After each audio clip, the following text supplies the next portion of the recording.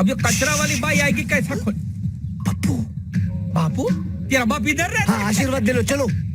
पप्पू पप्पू पप्पू कुठला पप्पू रे? यहाँ क्या कर? मैं उसका सेक्रेटरी हूँ क्या? गोवा में हमारे 2 एमएलएस बने, उन दोनों एमएलएस को बहुत बहुत बधाई। अगर किसी का चाहे 10 लाख रुपए का भी ऑपरेशन अगर होना गुजरात है, के चुनाव में आप दिल्ली के सरकारी स्कूल में चले जाइए, आपका ऑपरेशन पूर्व तेजस्वी लोग हैं हमारे पास। मेरे पास भी नहीं है, मेरे पास भी नहीं है, दिल्ली के मुख्यमंत्री के पास भी नहीं है, मनीष जी के पास नहीं है, लोगों का बहुत बहुत शुक्रिया। और सत्येंद्र जैन के पास है, पंजाब के इनके पास भी नहीं है, गोपाल जी आपके पास है, और पंजाब के मंत्री गौतम जी आपके पास है, इमरान खान है, कैलाश जी, पूरी कैबिनेट के पास नहीं है। आपसे पूछना चाहता हूँ स्पीकर साहब आपके पास है? मेरे पास भी नहीं, उनके पास है। गुजरात के सिलसिले में एक व्यक्ति ने मुझे कहा कि गुजरात में तो आप बैल से दूध निकाल के ले आए, इतना मुश्किल था। गाय से दूध तो सारे निकालते हैं, हम बैल से दूध निकाल के ले आए। 14% वोट शेयर, 5 एमएलए पहली बार में। और पहली बार में हम पहली बार चुनाव लड़े और कई मीडिया के साथी क्वेश्चन पूछते हैं आपकी सरकार नहीं बनी? आज तक भारत के इतिहास में कभी नहीं हुआ होगा कि कोई पार्टी पहली बार चुनाव लड़े और उसकी सरकार बन जाए, लेकिन हमारे से उनको आदत पड़ गई है, भाई ये चुनाव लड़ रहे हैं तो सरकार बनेगी बनेगी।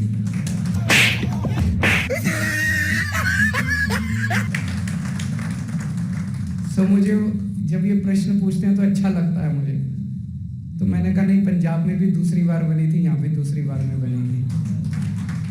2027 में सरकार पक्की बनेगी, आप बिल्कुल चिंता मत कीजिए। एमसीडी के चुनाव, इसके लिए आप सब लोगों को बहुत बहुत बधाई। 15 साल से बीजेपी का कब्जा था यहाँ पे, उसमें हमने शानदार जीत हासिल की, इसके लिए आप सब लोगों को बहुत बहुत बधाई। और सबसे बड़ी बधाई कि हमारी 10 साल पुरानी पार्टी अब एक राष्ट्रीय पार्टी बन गई है।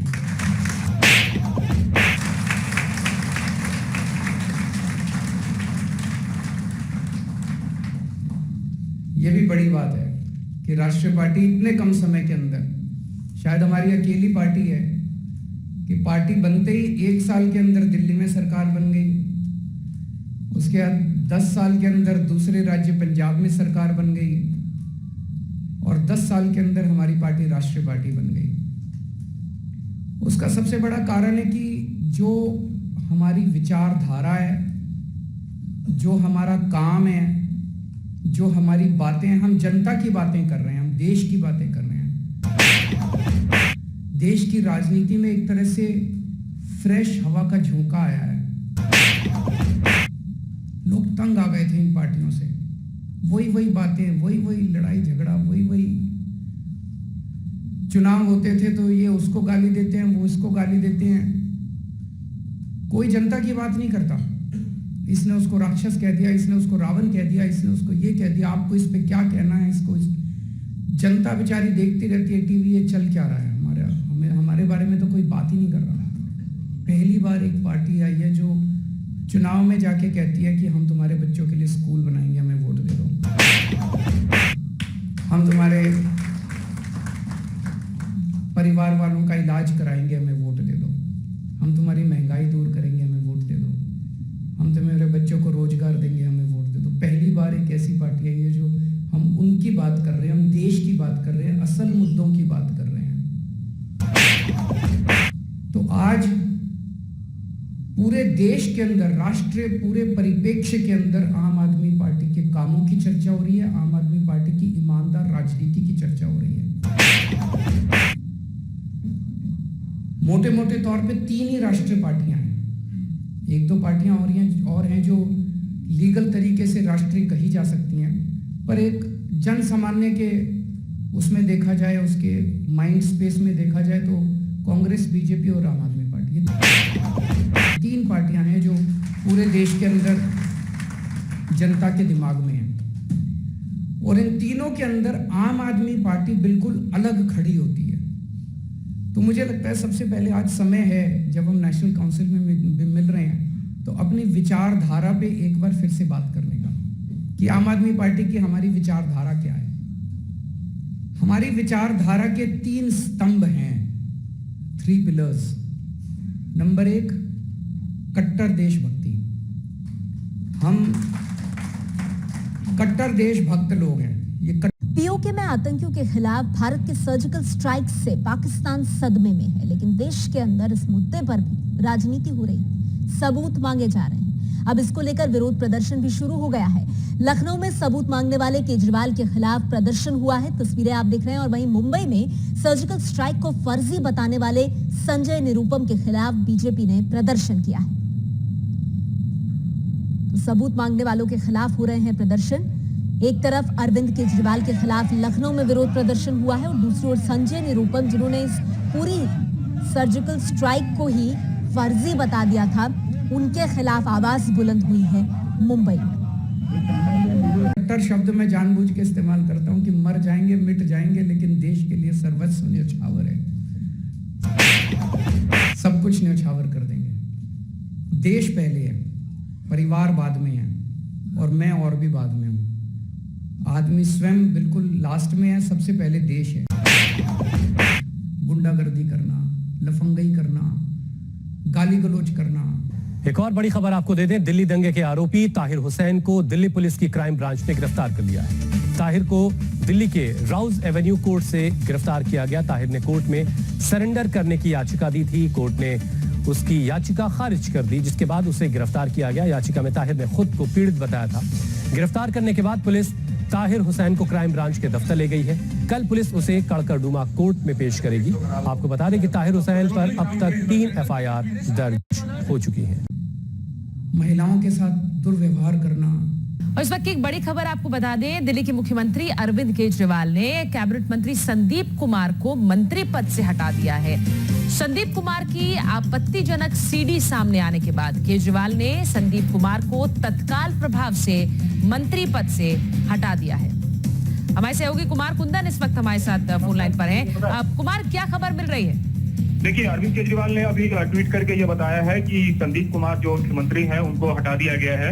उनके ऊपर इस तरह के आरोप लग रहे थे कि एक आपत्तिजनक MMS टाइप से कुछ सामने आया है और जिसमें एक महिला के साथ उनको पाया गया है। इसके बाद से ही तकरीबन दिन भर प्रयासों का दौर लग रहा था कि वो क्या नहीं, लेकिन अभी अरविंद केजरीवाल ने ट्वीट करके इस बात की जानकारी दी है कि उनको हटा दिया। जितने देश के ऐरे गहरे लुच्चे लफंगे हैं, सारे इनकी पार्टी में संरक्षण देने के लिए चले जाते हैं। इनको बाकायदा माला पहना के इन लोगों को, सारे गंदे लोगों को ये अपनी पार्टी में शामिल कराते हैं। और दूसरी पार्टी की विचारधारा क्या है? भ्रष्टाचार। इतने भ्रष्टाचार किए उन्होंने, इतने भ्रष्टाचार किए। तो एक तरह से आप देखें तो जनता को इसलिए पसंद आ रहा है हमारी विचारधारा। और दिल्ली में हमने जो गवर्नेंस के काम किए, आज तक ऐसे काम कभी नहीं हुए। और वही काम अब सारे के सारे पंजाब में होने चालू हो गए। तो जनता को अब ये विश्वास हो रहा है कि ये पार्टी जो है ये अच्छी पार्टी है, ये शरीफों की पार्टी है।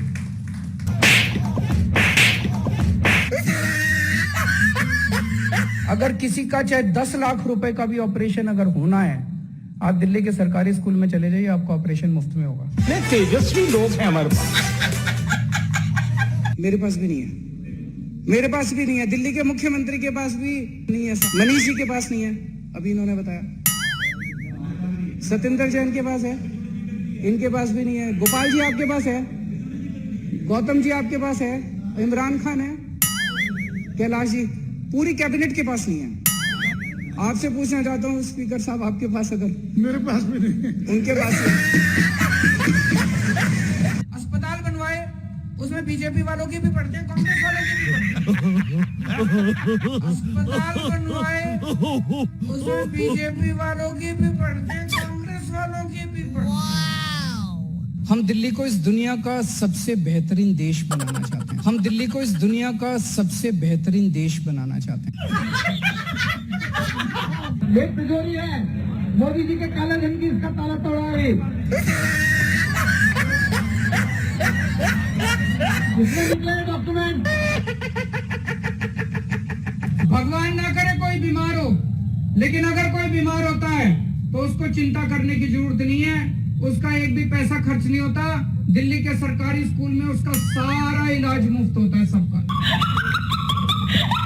सबको चंदा देना पड़ेगा। जो गरीब है 100 रुपए महीना दे दे, जिसके पास थोड़ा ज्यादा 1000 दे दे, जिसके पास और ज्यादा 10,000 दे दे, जिसके पास और ज्यादा लाख रुपए महीना दे दे, जिसकी जितनी श्रद्धा उतने हिसाब से दे दे। लेकिन पैसा सबको देना है जो भी कमाता है। दूसरा, आपके परिवार में जो जो कमाते हैं उनको भी देना पड़ेगा। दोगे? सही खेल गया। 4 दिन सोफे पे सो के देखो, कोई आसान काम है क्या? हमें कोई मजा आ रहा है क्या?